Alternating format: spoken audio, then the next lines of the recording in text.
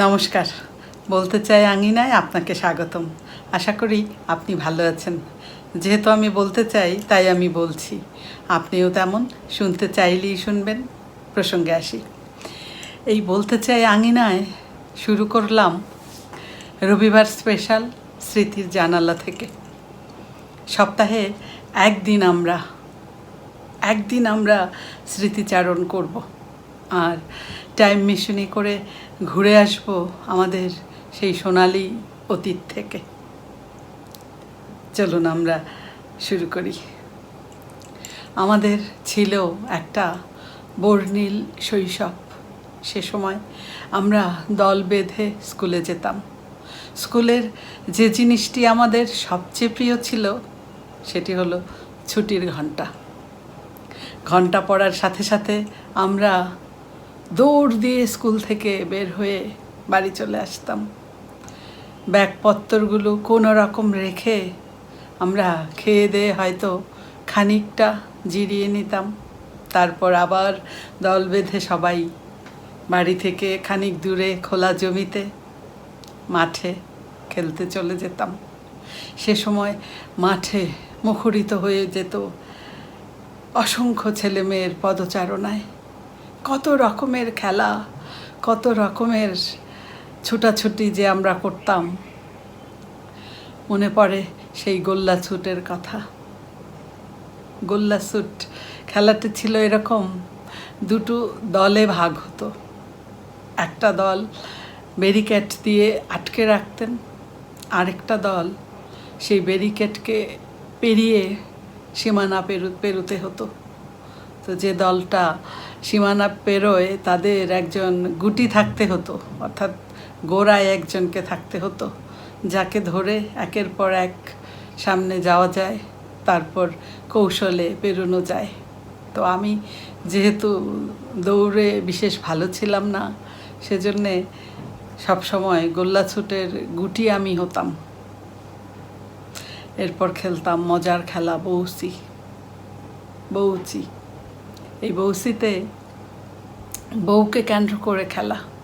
দুপক্ষ, এক পক্ষ হচ্ছে যখন ঘরের বাইরে গোল দাগ দেয়া জায়গা একটু দূরে বউ থাকবে, সে ঘরের বাইরে বউ বের হলে সেই পক্ষ এসে ছুঁয়ে দেবে, আর বউয়ের নিজের দলের লোক অর্থাৎ বাড়ির লোক বউকে সেখান থেকে নিরাপদে বাড়িতে ফিরিয়ে নিয়ে আসবে অন্যের ছোঁয়া ছাড়া।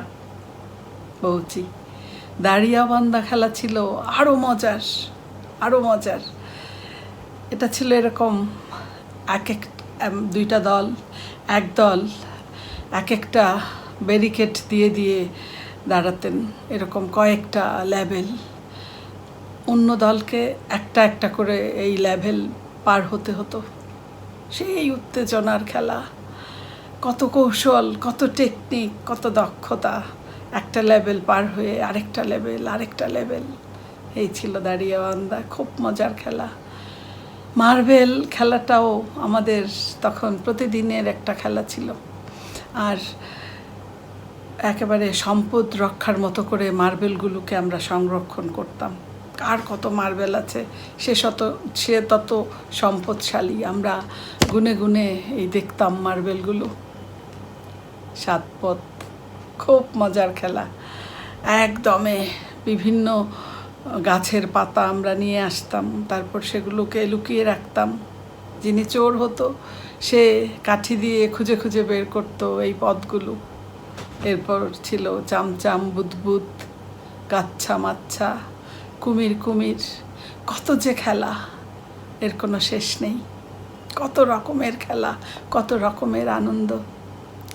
আমাদের সে সময় ছিল অসীম বৃক্ষপ্রেম।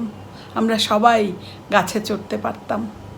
আজকে আমি এক প্রজাতির বৃক্ষ নিয়ে কথা বলবো, শুধুমাত্র পেয়ারা গাছের কথা বলবো।